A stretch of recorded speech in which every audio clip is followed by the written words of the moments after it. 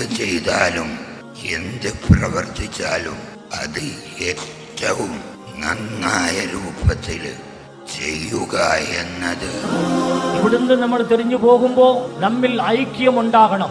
ഐക്യം ഉണ്ടാക്കാനും ജനങ്ങളുടെ ഇടയിൽ അഹ്ലുസുന്നത്ത് വൽ ജമാഅത്തിന്റെ അഖായിദുകളിൽ അടിയുറച്ച് നിൽക്കാനും. ആത്മാവ് നിലകൊള്ളുന്നത് മനുഷ്യ ശരീരത്തിലാണ്. ശരീരം വളരുന്നതോ നമ്മൾ കഴിക്കുന്ന അന്നപാനീയങ്ങളിലൂടെയാണ്. അന്നപാനീയങ്ങൾ നമ്മൾ നേടുന്നതോ നമ്മൾ സമ്പാദിക്കുന്ന സമ്പാദനങ്ങളിലൂടെയാണ്.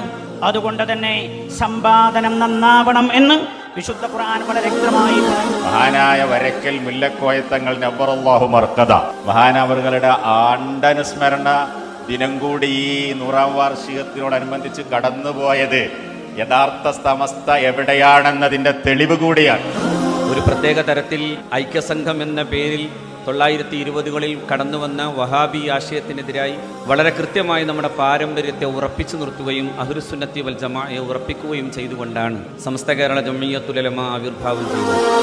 നമ്മൾ ഇന്ത്യ രാജ്യത്ത് ജീവിക്കുന്ന 140 കോടി ജനങ്ങൾ എന്ന നിലയ്ക്ക് എല്ലാവരും പൗരൻ എന്ന ഒറ്റ ലേബലിൽ മേൽവിലാസത്തിലാണ് അറിയപ്പെടുന്നതെങ്കിൽ അള്ളാഹുവിന്റെ പക്കൽ ഈ ഭൂമിയിൽ ജീവിക്കുന്ന മുഴുവൻ മനുഷ്യരും റബ്ബിന്റെ അടിമ എന്ന മേൽവിലാസമാണ്. അതിനപ്പുറത്തുള്ള പ്രത്യേകമായ ഒരു പ്രിവിലേജുകളും ആർക്കും നൽകപ്പെടുന്നില്ല.